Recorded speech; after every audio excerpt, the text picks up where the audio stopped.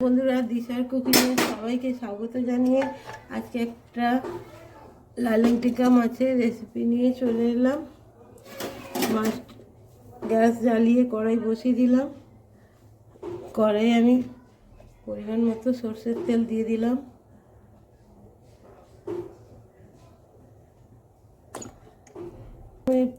কিছুটা লবণ দিয়ে দেবো যাতে মাছটা নিচে না লেগে যায়।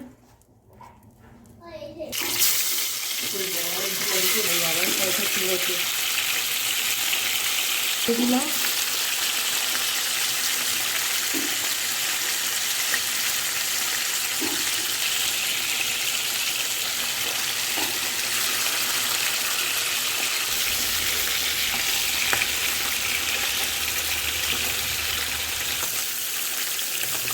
ভাজা হয়ে গেছে, সব ভাজা হয়ে গেছে। লাল লাল করে দুটো পেঁয়াজকে মিডিয়াম সাইজে কেটে নিয়েছি।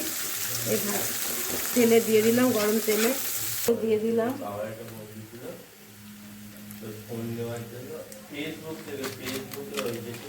দিয়ে দিলাম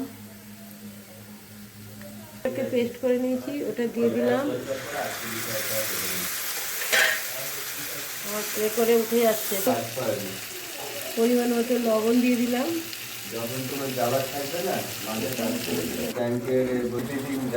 ভালো করে কষিয়ে নিই। আমি কিছুই মশলা দিইনি, শুধু গুঁড়ো লঙ্কা, হলুদ গুঁড়ো, লাল লঙ্কার গুঁড়ো আর পেঁয়াজ, কাঁচা লঙ্কা আর টমেটোর ঘষে দিয়েছি। এইভাবে আমি এই লালন টিকা মাছগুলো ঝাল করব। মশলাটা আমার কষানো হয়ে গেছে, ভালো করে তেল ছেড়ে দিয়েছে।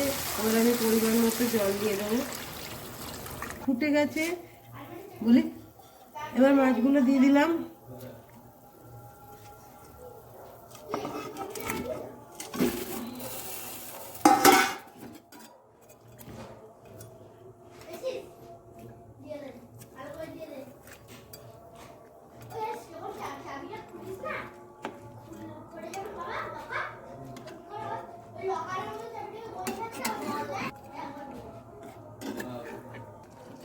কিছুটা ধনে পাতা কুচি দিয়ে দিলাম, নামিয়ে নিলাম।